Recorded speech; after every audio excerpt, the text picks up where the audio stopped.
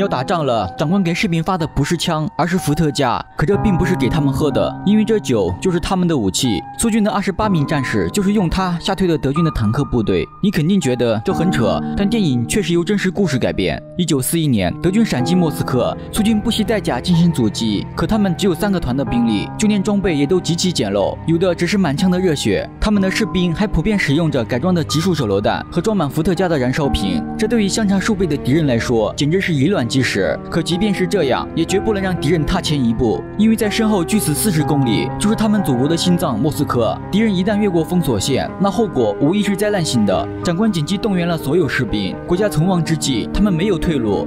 临走前，政委给指导员的任务，除了死守，就是要他们活着。因为长期的战斗，他们已经经不起消耗。路上，战士们讨论起了古希腊以少胜多的强悍，来给士兵们鼓舞士气。但他们心里都清楚，与数倍自己的敌人相搏，是绝无活命的机会。可为了身后这片土地，战士们毫不畏惧，勇往直前。在见习指导员的带领下，4连的反坦克歼击组很快抵达战场。他们开始部署阵地，挖战壕，下机枪，搭建假的炮塔，目的是为了吸引敌人的火力。而真正的战壕则埋伏在后方，因为人员有限，苏军不能大规模作战，只能和德军周旋，损耗敌人。就在这时，德军的侦察机飞过，假阵地成功引起了他的注意。没一会儿，德军就对阵地展开了轰炸，准备进攻前的干扰。士兵们对这些也都习以为常，躲在战壕里调侃德军，假阵地也能打得这么卖力。等轰炸结束，德军的装甲部队开始进攻，而此时苏军的炮兵也已做好了准备。等他们靠近后，直接拉响了大炮，这一下把德军给整懵了。阵地不是已经被摧毁了吗？德军只好再次出动侦察机，他们直逼苏军后方。无奈苏军只好将炮兵后撤，失去掩护的苏军只能放敌人进入封锁线，而埋伏的苏军先头部队偷袭了他们的步兵，同时炮兵又重新调整好位置，瞄准坦克展开阻击，可很快就被德军发现。安出的苏军加强了火力，德军的这次进攻丝毫没有占到便宜。在没有弄清楚苏军数量的情况下，他们只能选择暂时撤退。但接下来迎接苏军的将是敌人疯狂的反击，因为纵观整个莫斯科战役，德军的总参战人数约180万，而苏联却达到了惊人的385万，几乎人人皆兵。这场战斗注定会无比惨烈。为了彻底摧毁苏军，德军再次调动高射炮覆盖阵地，而苏军全部躲在事先挖好的防空洞，完全以游击的战术和德军周旋。他们朝阵地整整轰炸了1个多小时，顷刻间战壕化为一片焦土。因为炮弹的覆盖，让苏军损失惨重。第4联队全年只剩28人。指导员向上级请求增援，可现在哪里还有支援？能用的士兵全都上了战场。他让指导员继续坚守，说让自己的预备队前去支援。当挂断电话后，少校瘫坐在椅子上，坚守就是等于让他们送死，因为现在已经无兵可用。说好的支援只是在骗他们。士兵们将仅剩不多的弹药汇集起来，手榴弹也被改成集束手榴弹，以实现最大的杀伤效果。指导员又重新部署战场，给士兵们鼓舞士气。但战士们没有说话，却胜似千言万语。从他们坚定的眼神中，我们已经知道了答案。比起国家的存亡，个人生死已经无足轻重。28名战士没有一人退缩，他们要用自己的血肉之躯阻挡住德军强悍的装甲。从这一刻开始，他们的命已不再属于自己，而是和这片土地融为了一体。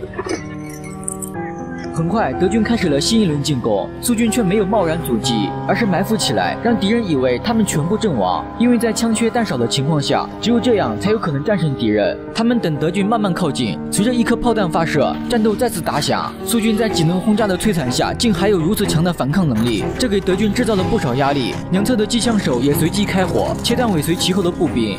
这让一旁的老兵几乎失业，他刚瞄准的敌人立马就被机枪干掉。德军被打得措手不及，四处逃窜。失去步兵的装甲就像瞎子，出现了很多盲区。德军也意识到危险，迅速调转炮塔，想要干掉苏军的机枪手。恰好被士兵看到，他用反坦克步枪挡住了德军。第一发炮弹打偏了，可紧接着德军的第二发炮弹，仅存的机枪火力也失去了。没了阻碍，德军迅速挺进。苏军端着反坦克步枪等待时机。这是苏联1941年研制出来，专门用来对付坦克。步枪采用了 B32穿甲弹，它在战场的表现非常出色。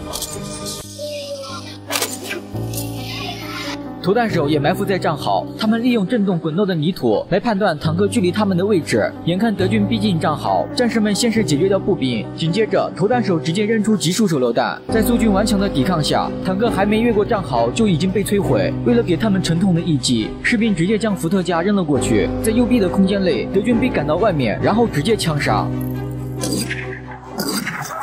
士兵赶紧跑上坦克，他狠狠一脚将德军踹了回去，然后扔进去2瓶伏特加。在苏军顽强的抵抗下，坦克还没越过战壕就已经被摧毁。但靠着强大的钢铁洪流，德军很快又碾压上来。一个士兵捡起战友的手榴弹，正当准备阻击坦克时，却被一颗子弹打中。有同伴跑过来，让他开枪挡住步兵。等坦克越过战壕，他从后面将手榴弹扔了出去。